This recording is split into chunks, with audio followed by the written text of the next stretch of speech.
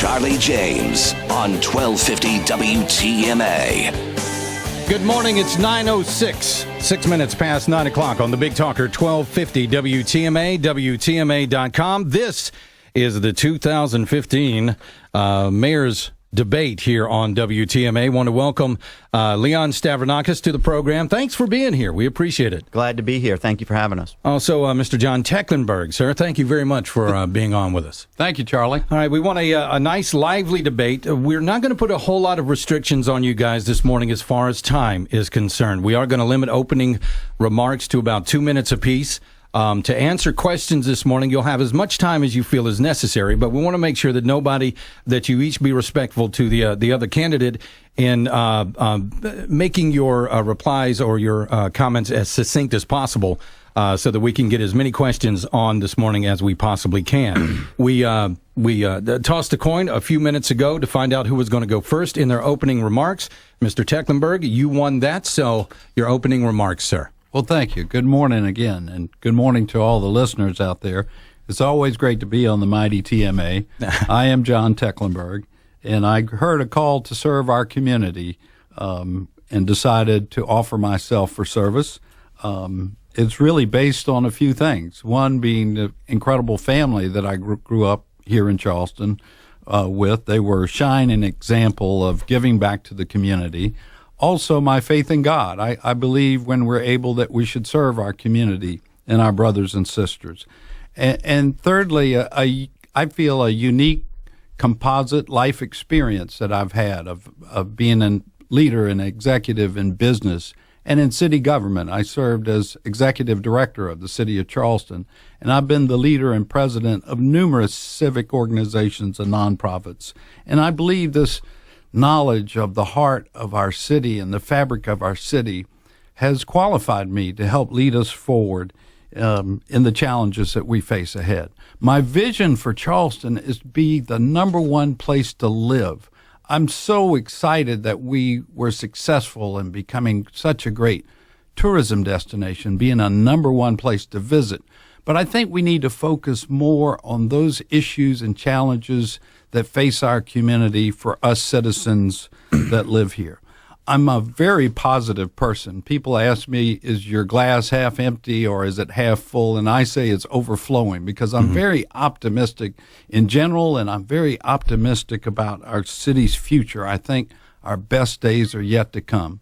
Leon and I were both this morning at a community prayer breakfast, and I thank all the people in Charleston who have bathed me and Leon in this campaign with prayer and thinking about the future of our city. And I just want to say that regardless of the outcome Tuesday, and I'm a willing servant, I'm ready for whatever the voters and what God brings us, but I look forward to working with Leon and helping make Charleston the very best place that it can be for our future. All right. Thank you very much, Mr. Stavrinakis. Your opening remarks. Thank you again to TMA, to you, Charlie, for having us here. Thank you to the listeners who are tuning in. I want to say hi to them all. John, hi. Good to see you again. Yes, sir. John and I have known each other for years, but never quite as well as we know each other now. Yes. After the last few months. Listen, I'm Leon Stavrinakis, and I was born and raised here in Charleston. I grew up in West Ashley, grew up in Linavar, right across from Charlestown Landing. Went to public schools in West Ashley. My wife, Ann, and I live in West Ashley now. I'm pretty much a West Ashley lifer. My 3 kids go to public schools in West Ashley. And I've been blessed to serve our community as a business leader and as chairman of Charleston County Council, as a member of the state legislature. Charleston has been so incredibly good to me and my family. My dad came here as an immigrant from Greece. He had no education and did everything he could to become an American and to create a better life for his kids. And honestly, public schools and this community are what changed the trajectory of my life and my kids' life, and I love Charleston so much. I think it is the best place in America to live right now. My focus is on doing the things that we need to do to keep it the best place in America to live. You know, in traveling around this town for the last 10 months, especially the last couple of months with, incredible intensity and the runoff time, it's so obvious that people are really tuned in on how we manage our growth and what we do about traffic in this community and how we get our schools to the same quality of excellence we experience in so many other aspects here in Charleston. Our quality of life is really excellent. But those areas are the ones that people are talking about. And I've got a proven record in this race of success on transportation. I'm the only person with that proven record in the race. I've got a proven record of managing growth. I did it for the county. I can do that now for our city. I've done it for county lands, and now our city needs that same leadership to provide a framework for managing our growth in a way that's smart and sustainable and takes care of the incredible quality of life that we love so much here in Charleston. We need a serious leader, a proven leader, who can tackle these challenges. We've had an amazing leader for 40 years, and he is shown clear as day the difference that tested, proven leadership can make for a community. He left the legislature, had great relationships there to help bring funding to Charleston to meet a lot of our road and infrastructure needs, but that work is never done, and that has never been more clear than we've seen it in Charleston in the last few months. And so we've got to tackle these traffic and quality of life and growth issues if we're going to stay the best place in America to live. I've got a proven record on those issues. I'm the only one with a proven record on those issues, and I want to bring that energy, experience, and love for our city to the mayor's office and keep this place the best place in America. All right, we'll get to the questions now. All towns that I've ever lived in have all said that they have a horrible traffic problem. And we know that here on WTMA, we get calls every single morning talking about the traffic. Sometimes we see the traffic times from Somerville to downtown well over an hour. With 47 new people moving into the area a day, what are your realistic plans on easing congestion? We'll start with Mr. Tecklenburg. Well, thank you, Charlie. Traffic is the number one impediment to folks enjoying a great quality of life here in Charleston today. And we've gotten behind the eight ball in terms of infrastructure improvement because we've been growing so. I mean, we're at 700,000 folks in our community now, metro area, and projected to be 1 million folks. And we haven't built that many new roads and bridges. So we've got to step up the construction of new roads and bridges. That's mostly funded through our state DOT and our county half-cent sales tax. But it's critical that we finish I-526. There's some existing projects already approved, like intersections like 6 and 7, Sam Rittenberg, West Ashley, Main Road, and Savannah Highway. That intersection needs to be improved. I would propose that we consider going ahead and widen Glenn McConnell Boulevard, and it'll take a little while to get the funding together, but the extension of Glenn McConnell is a great project to connect Glenn McConnell around Somerville to I-26. But long term, Charlie, we really got to improve our public transit system and make it a viable alternative to folks riding in their cars. And luckily, the COG is doing a study right now on that most heavily traveled corridor, which is I-26.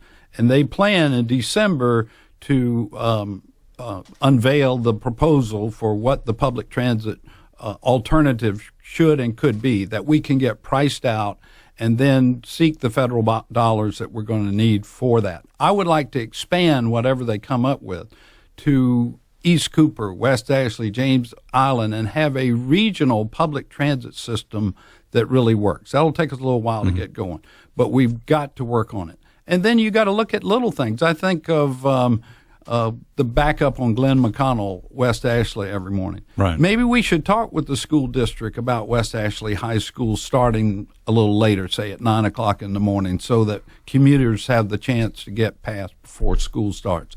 So we've got to tweak it at all angles, but construction is important, public transit is important, and then working the particulars of managing our traffic. And Leon spoke many times about synchronizing the lights. The lights, West Ashley, for example, are synchronized, but they were done about 30 years ago, and it needs a major upgrade. and I guess whoever's mayor next would be able to take credit. But the city's actually been working on this for years, and they've been trying to get the funding from the DOT to do the upgrades, which are in process right now and should be completed by first quarter of next year. All right, Mr. Stavrinakis, what are your plans on easing congestion? Well, this is, as John said, one of the number one issues on voters' minds, if not the number one, and it has such a dramatic impact. Like I said, live in West Ashley. I drive my kids to school every day and then commute into town for work. Right. So I am a commuter. I'll be a commuting mayor. So I'm living in this traffic just like most of your listeners are. The other day, it took me an hour and a half to make that route, take my kids to school, get to work downtown. That's totally unacceptable. And, again, I'm going to get into the details.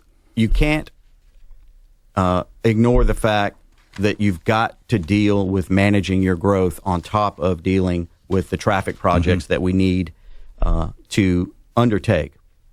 And like I said in the beginning, I'm the only one here that's actually written and passed a growth management plan. I did it for Charleston County. It was a landmark plan in the state of South Carolina. It included an urban growth boundary, park and green space preservation. It took thousands of units of potential developments off the table to developers. They were not happy that we pushed that plan through. But in the county areas, it's worked. We need someone who can do that for our city now. We need someone who's got relationships to get some regional planning underway in our city and region. And I have that experience. It's proven experience. I can make it happen for our city. On the issues of transportation, obviously we've talked a lot about 526. Again, I'm the one person in the race with a proven record. I've been pushing for this project for over a decade. It has $420 million secured. I secured those funds as chairman of Charleston County Council. I restarted this project after years of it being dormant. I am 100% committed to completing the project. And let's be honest, the reason that we haven't made any progress is, that there's a group trying to kill the project, a group that John served on the board of, a group that he has left in his will as a donor. I mean, we got to be serious about who we're electing here and who we can trust to deal with this and other traffic problems. And the contrast on this could not be more clear. I mean, you've got me with a proven record supporting and funding this project, working for it tirelessly. And John, who I know says he supported it, but he's not named one thing he's ever done for the project. And the fact is he has close ties to the organization trying to kill it, and that has delayed it to the tune of an expense of $300 million to taxpayers, an extra $300 million. But 526 is not the answer to all of our prayers. I mean, it will do a lot for us. We've got to address other choke points around the region. We need a leader who's got relationships in the legislature and with our congressional delegation who can go get money for these projects, Charlie. We can talk about them all day long, but if we can't secure funds, if we don't have a mayor who has those relationships with the folks that control the large pots of money that fund transportation, we're not going to get anything done. I have those relationships, just like Mayor Riley did. I can go to Columbia and lobby for Charleston to get the money that we deserve and that we're paying in back home. And so we've got choke points on Maybank, on Main Road, Savannah Highway, 61, Glen McConnell, Folly Road. We need to address those areas. We do it with new technology, synchronizing lights in real time. So this technology is not what John's talking about, not what the city's using now. It watches traffic in real time. It saves taxpayers tens of millions of dollars when you implement it, and it moves traffic. It watches the patterns and adjusts on its own. So we've got to do that, and we've got to have a regional approach, again, with regional leaders working together to target the choke points and go in and seek funding and get those projects underway. I want to get back to synchronizing the lights in just a minute. John, do you want to respond to him about your decision to support 526? It's been absolutely clear in this campaign. Leon and I think this makes our 30th appearance together during the campaign, and he's heard me 30 times say, I'm for the completion of I-526. Right.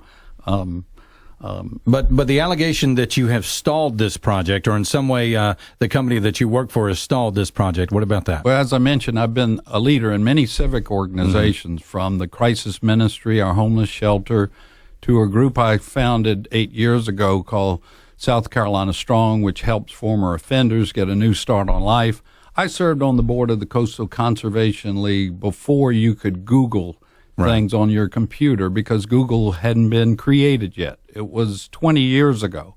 And, to blame me for a group that here 20 years ago that I'm no longer involved with, I think is a little misrepresentation, to say the least. But, and I left the crisis ministry a bequeath in my will as well, and the Palmetto Project and other groups. So I really don't get it. But, Leon has helped secured some funding. Years ago, this project is really on life support. It's been reported in the paper. It's been in the ditch. And he's really in a good position in Columbia to help us get some future funding for this thing. So I really look forward to the opportunity to serve our community as mayor, and I will work with Leon. He'll be on the House Ways and Means Committee in the House, and we can be a team to help make I-526 get completed. All right, guys, if you'll put your headphones on, I'm going to take a question from a caller this morning. We're going to go to Joseph downtown here on line 1. Good morning, Joseph. How are you? Are you there? John, do we have Joseph Sorry, on? guys. Okay, Yeah, no, sorry, that's all right. Joseph, what's your question for the candidates this morning? Yeah, sorry about that. I had you on mute. That's all right. Well, I voted for John the first time because I felt like he was really conservative candidate that I could support. But then when I looked and I saw that he had gotten endorsements from Jenny, I was just wondering, why as a candidate would you accept an endorsement from someone who is just so far to the left? Well, Jenny has been a community leader in Charleston for many years and a source of, I think, positive change. She founded a great organization called Wings for Kids. She's been very involved in improving our schools, and I'm proud to have her support and the many voters that voted for her. I hope they'll consider voting for me next Tuesday. All right, we've got Carol out in Goose Creek. She's got a question for Mr. Stavrinakis. Good morning. How are you, Carol? Good morning. How are Yes, good. What's your question? Well, the question is, for Mr. Stavrinakis, I've watched him for a while, and I'm curious and kind of concerned. He appointed his brother to 2 state boards. One was the Aviation Board, and one was the MUSC Board of Trustees. My question for Mr. Stavrinakis, can we look forward to, if he should be voted in again, that he would do the same thing? And should an elected official use his position to bring his family on board? Thank you for the question. The answer is no, and I want the record to be clear. I've never appointed my brother to any board. I've never nominated him for any board. I've never voted for him for any board. He did his own work and sought those positions on his own, and other people nominated him, screened him, approved him, and voted for him. I have never, again, to be totally clear, never appointed him to anything, never nominated him for any position, and never voted for him for any position. So you were not involved in the process? I was there, obviously, Okay, yeah. but I did not nominate, vote, or appoint him. It would be, first of all, illegal for me to probably appoint him to anything. Right. And so the recusal of my vote is on the record in both of the times that he ran. He worked hard and did that on his own and has his own set of talents and desire to serve our community, and I applaud him for it. It's unfortunate that this kind of misinformation and other, really negative stuff about me has been going around. There's a bunch of it, last night, terrible stuff from some of John's core supporters, and and of course, a lot more of that got injected in his campaign for the runoff. But I'm not engaging in that kind of stuff, and just want the record to be clear. And I think I've set the record straight on that. All right, John, he mentioned you. You want to respond? Well, I just want to say that ethics laws in South Carolina are generally very lax, and that's one of the reasons why just the other day I proposed a 5-point ethics in government plan for the city of Charleston to try to elevate above the state law and above what we're required to do, that city government be open and transparent, that we should be an open book, that people ought to be able to readily see where we spend our money and how, and that the mayor and council member and senior city officials should be accountable to the public in the way we conduct business, both during city government and in relationships afterwards as well. All right, your press conference about ethics. Yes, sir. What brought that about, and was that targeted at anybody in particular? It was not. I just believe that ethics management in South Carolina is poor, and that we can do a better job. And the city of Charleston ought to be an example to the rest of the state as to elevating the transparency and accountability of government to its citizens. Leon, did you feel like that was aimed at you in any way, his press conference? I don't know. I wondered what it was about. I think we've had the most ethical and professional mayor that any city has ever had for 40 years. I was wondering what it was all about.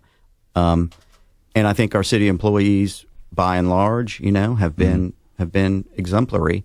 But this, again, is another example where, people don't have to just accept promises and talk. I've got a strong record. I introduced ethics reform back in 2012 before it was cool to talk about ethics reform. Right. The most sweeping ethics reforms in South Carolina since lost trust I introduced. I've voted for ethics reforms repeatedly in the legislature. I helped increase, along with the governor, and revolutionize transparency in the legislature. We still got a ways to go at all levels of government in South Carolina. That's why I continue to vote for and push for strong ethics reform, and I'm happy to live by the most stringent guidelines that we can put in place, and I've voted that way. All right, let's go west of the Ashley and talk to Reggie this morning. Good morning, Reggie. Do you have a question for the candidates? Yeah, I guess what I'm still confused on is I understand that both y'all say you're pro 526, and it seems to me that the one hurdle that both of y'all are still going to face is this Coastal Conservation League, NICS 526 group. As a leader, if you're in a position to convince them to do a 180, which it sounds like, Mr. Tecklenburg, you've done a 180 on 526. I guess my question is to you, how are you going to convince Dana Beach and his crew to do a 180 on their 526 position? Well, let me say that the intergovernmental agreement needs to be finished first, and that agreement is between the County of Charleston and the State Infrastructure Bank Board and the Department of Transportation, our county and our state government. And those are the two branches of government that Leon has been a career politician involved with. And so my question is, why aren't we under construction now? I mean, we haven't been able to get this horse out of the ditch. We haven't even been able to get the agreement signed by the governmental entities to get the job started. Now, Mayor Riley suggested a couple of years ago, when he thought it would help to have the city become the local sponsor for the project rather than county. I'm willing to do that as mayor, to propose that the city step up and take that role if the county can't get this agreement signed. But for the project to move forward, they've got to finish this agreement first, and we've got to push on our state leaders to get that done. We're going to take a quick break. I need to get back to that when we get back. We'll get back to that right after this break. This is the Charleston Mayoral Debate right here on the Big Talker, 1250 WTMA, WTMA.com. Good morning. WTMA. Now, here's more of the TMA Morning Show with Charlie James. And a very good morning to you. 9:37, 23 minutes until 10 o'clock on the Big Talker, 1250 WTMA, WTMA.com, as we continue our Charleston Mayor's Debate with John Tecklenburg and Leon Stavrinakis. Right before the break, John, you threw something out to Leon about why, if the money is, if Leon was so instrumental in procuring funds for 526, why hasn't it been built? Leon, would you like to respond to that? Well, this has been going on throughout the campaign. John gets asked about transportation, and he talks and just really doesn't give us any answers for how we're going to address traffic and transportation. He's talking about agreements and vague comments about contracts. There's a contract in place, okay? And to sit here and blame people like me and Mayor Riley, who he calls the career politicians, for not getting it done is absurd. He asked the question, why isn't it done? And it's not done because of the Coastal Conservation League, the board he served on, the group he has in his will, has blocked the project, delayed the project, driven the cost up now by an estimated $300 million. People just need to look at the facts. That's why I want to debate over and over again why John has no-showed at 3, why he's turned down another televised debate for tonight, because I just want to talk about these issues and tell people to use their common sense. If you're for 526 and people really believe you're going to try to get the job done, why does Nick's 526 support you while Charlestonians to complete 526 support me? If you have that record, stand up to the people that are blocking it. Don't call me and the other people who have served our community career politicians and act like it's our fault. We've worked our tails off to get this project going and to get it finished, and I'll continue to do that. And people know that I'm serious about it. So people need to look at the record, and that's why these debates are important. That's why, I'm frustrated that John already has no-showed for 3 debates this week. I'm happy that he's doing this one, and, I'm glad you offered to do it. But it's 9:30 in the morning. People are at work. We need to have a primetime debate on television and let people evaluate our records on these important issues. And, as long as he keeps denying voters the opportunity to do that, I'm going to keep setting the record straight. The record is I have supported this project. I've worked for it. He cannot name one thing he's ever done for it, yet all the groups that are opposing it he's either got a relationship with or support him. And I think that is revealing to people. But again, he talked and didn't say much. It's not just about 526. We've got to improve Main Road. We've got to improve Maybank Highway. We've got to improve the intersection of 26 and 526. We've got to get traffic lights synced up so 17 and 61 and Folly Road function more smoothly. We got to have a mayor that can get those things done. Talk doesn't do anything. We need someone with a proven record and proven relationships to get us the funding and get us moving in this community. All right, John, how do you respond to that? He says that you have backed out of 3 debates so far, but you're here 4 debates so far. So you're here this morning. How do you respond to that? Well, this is the 30th time that Leon and I have been on a stage or in a forum or a debate together. And many questions have been asked, and I've been an open book giving my answers. And 30th time today, I've reiterated my support to complete I-526. I'm sorry he just doesn't believe me. Yes, I served on the Coastal Conservation Board about 20 years ago. I think they're very litigious now, and I don't support the way that they do business.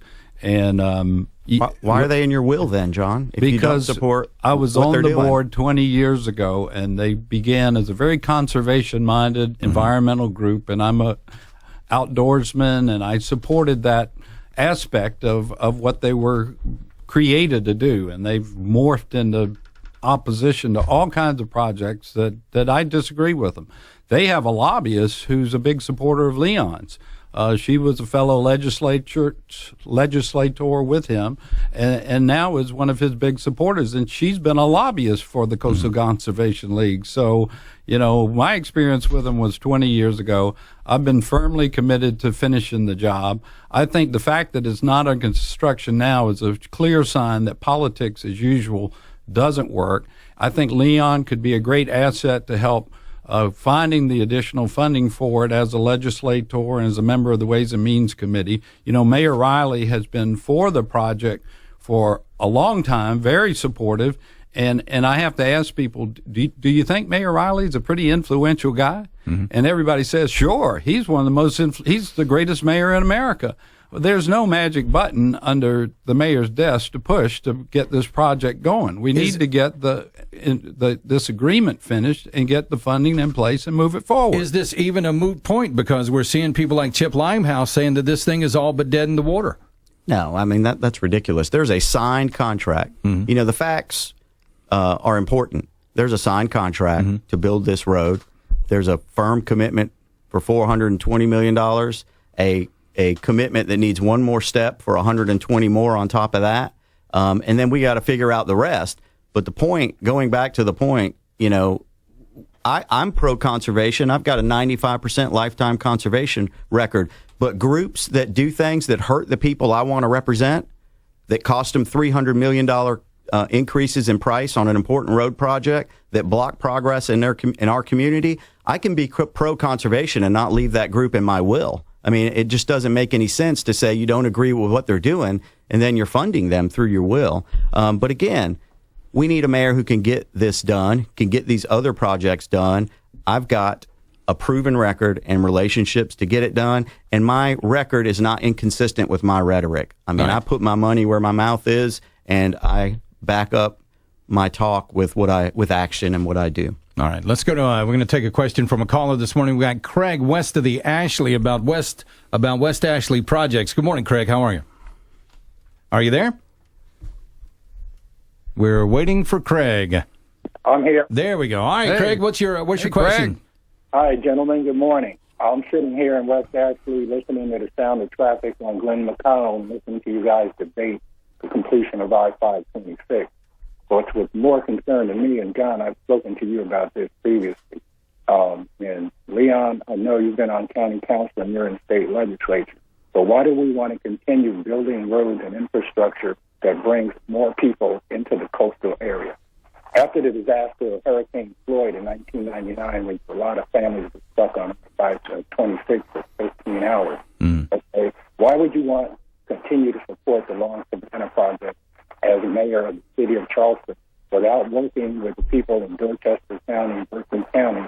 There's already 2 roads, feeder roads, that lead on either side of the Ashley River. 61 is in at 26, and Dorchester Road, 642, goes all the way to Dorchester County. The roads exist. Why build a new Glen Wide and Glen McConnell and bring more traffic into this area? All right, Craig, thank you very much. We'll start out with Mr. Tecklenburg on this.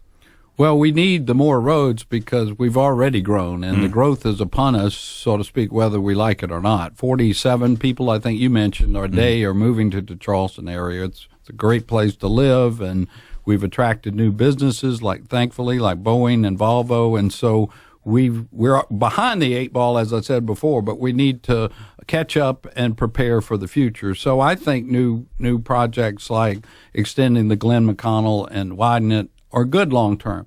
How you control growth, though, is by zoning and by managing what gets built in the future. In my first year as mayor, I plan to do a thorough review of our city's zoning because that's what entitles what's able to be built. And one example, we've have these proposals that are too dense and putting too much density in one place. One example is the Sergeant Jasper proposal down on the peninsula. And I was at the BAR meeting and the zoning board meetings protesting the density, the size of what they were trying to do there. And it's not that I'm against growth and development, but we need to manage it properly. It needs to be smart. We should be more concerned with quality rather than quantity. All right, Leon, what about that? How do you manage growth and infrastructure?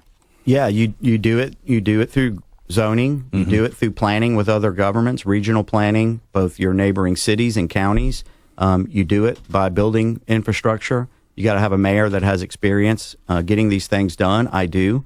You also need to ask yourself out there, what people's records are on this. I mean, I've listened to John talk about opposing these projects, but he's been making money from a company for 15 years that's one of the biggest development companies in Charleston. And I didn't hear him complaining when they just opened the new Midtown project, the largest hotel project in Charleston since Charleston Place. His complaints came after his company opened that project. He's been a part of a lot of this. I don't think it's bad if it's managed right. I think growth and if managed is good. It creates jobs. It can do a lot of things for a community. I haven't supported Sergeant Jasper, contrary to what a lot of the misinformation put out there during the campaign is, and never supported that. Any of the proposals that were put out in that project. I just put out a very strong statement again about my opposition to the gathering place zonings in areas that are already overburdened with traffic, like James Island and Johns Island. And again, we need someone to come in and put a growth management, a smart, sustainable growth management plan in place for our city, just like I did for the county. We can do that for our city, but we need someone who we can trust on the issue, someone that has a proven record, again, someone whose rhetoric matches their record. And that's really important for the people of Charleston to hear this and to know the differences between us, not just in what we're saying, but what we've actually done leading up to running for mayor. You know, people say a lot of things when they're running for office, but what have you done? And there's clear distinctions here between John and I on this. All right, John, what about your one-year moratorium on the building of hotels in downtown? Well, we have about 3,500 rooms already downtown, and there's about 1,500 that are in some, maybe 1,200 now that Midtown is open, that are in some process of construction. So that will put us over 5,000 rooms downtown. And I think you have to ask yourself, when is enough enough? You know, in 1997, when I was working for the city did a review of accommodations and decided thoughtfully to disallow hotels greater than 50 rooms to be south of Calhoun Street. And so we need to take a pause and review our policies. And, for example, maybe we need to extend that line further north that would limit the size of hotels, you know, in a certain area. And the other concern that I have is that I want Charleston to have a very diverse economy. You know, I'm really proud that we've been attracting knowledge-based businesses and creative businesses, software companies. And if you put a hotel on every corner, if you got all your eggs in one basket, it doesn't allow you that diversity in our economy that I think is important. All right, I've got a question on the phone here for Leon. Let's go to Cameron, west of the Ashley. Good morning, Cameron. How are you? I'm good. How are you? Doing fantastic. Hi, Cameron. What's your question this morning for Leon?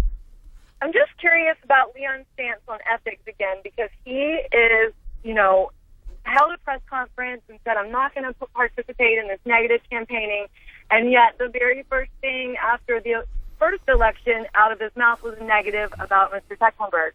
So I'm just curious, and now he has these negative commercials, so I'm just curious about that mostly. Okay, I'm sorry. That was Jane over on John's Island. Thank you, Jane. We appreciate that. What about that? Has this campaign turned negative, Leon? No, I mean, these ads are issue-based. And again, they were a response to John's refusal to show up at events, his refusal to appear in a televised debate. They're all issue-oriented. John's a very nice person. We've been friends for a long, long time. He's a wonderful guy. His family are wonderful people. I would never say anything about anything but the issues. The fact is, John doesn't want to appear in front of voters and answer questions on the stage, side by side. Those 30 debates, when there were 6-7 people in the race, I mean, you know, when you're one-on-one, it's different. That's why they do it in presidential debates. They do it in gubernatorial races. When it gets down to two people, voters deserve to see them both shoulder to shoulder and listen to them address the issues, answer for their record. And all the commercials do is point out the record that John is refusing to talk about. They're not negative. They're issue-based. And all they do is highlight the facts. The facts, by the way, come off of his bio, where he talks about being involved in development, putting together the $20+ million Magnolia development, developing hotels in downtown Charleston. The comments about the bike lane are from the Post-Courier and his interviews with Charleston Moves. I mean, that's a big issue. Are you serious about traffic? If you are, how do you support closing lanes to people who are waiting in traffic for an hour or 2 hours to get to work and home? So we're just talking about issues. Okay.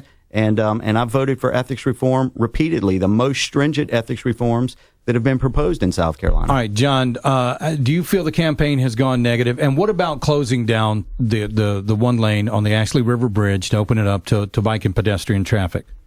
Well, I'm a positive guy, and it's sad that the campaign of Leon's has gone negative with their ad here and in the runoff election, and on election night he was misrepresenting what I do for a living. He misrepresented in the ad my position on I-526, and so you know, I'm sad that that's occurred.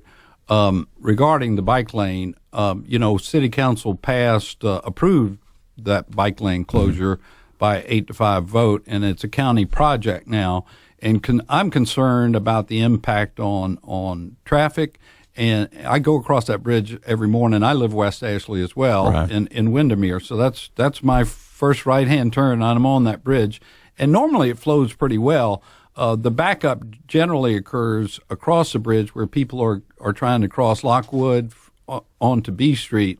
And so the first part of the project is very good. The county plans to widen that exit so to add an additional lane before you cross Lockwood that should relieve that backup some, and so that's positive. We agree on that. good. And then the county now wants to do a test, which I support. I think we should do the test. Now, what I really support is that we find a safer way for pedestrians and bicyclists to get across the river. I mean, it's 2015 in two major parts of our city. You can't really safely go by walking or bicycling. I went last week to a city traffic and transportation committee meeting, and a new proposal has come out about reopening the James Island Expressway to pedestrians and bikes without taking away a lane of traffic. And I think that's going to be reviewed by council, and I think it's a very good idea. Let's let Leon respond to that real quick before we go to the phones. So, I didn't misrepresent anything. Let me be clear. He's admitted, it's on his bio, that he served on the board of the group that's trying to kill 526. I'm pointing that out. Again, we've established today he left them in his will. There's nothing inaccurate about that. It's completely accurate. It comes out of his information. I didn't misrepresent anything. If the information on his bio about what he does for a living and who he works for is wrong, then he needs to fix that. I took it off of, again, his own page about what he does. On the bike lane, again, this is, something where I'm just asking voters to really think for a minute about who's serious about traffic. We're actually spending money on part of a project that even the supporters of acknowledge will slow traffic down, even in its most optimistic scenario, which I think is a ridiculously rosy scenario. It will slow traffic down. It is just wrong when people are sitting in traffic for an hour or two at a time to get to work and back home to their families, for us to be spending money on projects that we know, even the proponents of, admit their most optimistic scenario will slow traffic down. We need to be spending money to move traffic faster. I support a bike lane, a dedicated bike lane. I'm working with DOT to make one happen, and I believe we will make one happen. I'm completely committed to it, but we can't close lanes to vehicles. All right, let's go to Scott west of the Ashley. He's got a question for you guys. Good morning, Scott. How are you? I'm well, thank you. Yes, sir. Gentlemen, we know the city already gives Memorial Day short shrift because that's when they kick off the Spoleto Festival. And but the city has again marginalized the veteran community by moving the Veterans Day parade from its traditional Sunday afternoon to Saturday morning, and over to East Bay from King Street. And real quick, Scott, do you think second Sunday should take precedence? And I'm looking. If you do, fine. If you don't, I'm looking for one of you to make a firm, non-equivocating commitment to restoring Veterans Day, the parade, this family tradition that belongs to the people in Charleston, not the Chamber of Commerce. Will you restore the Veterans Day parade to Sunday afternoon? Absolutely. And we can have second Sunday that month on a third Sunday. And I must say, I was at a fundraiser last night for the Fisher House, which is a wonderful project which will support veterans in our city. And I've been a supporter of that since the idea came up. And it's going to be like a Ronald McDonald House for the families of veterans. I think it's a great thing for our city to support as well. Yeah, I was at a Veterans event yesterday, and that is not negotiable. I mean, we have to honor our veterans, and there's no question about All right, guys, we're going to end with closing statements. Mr.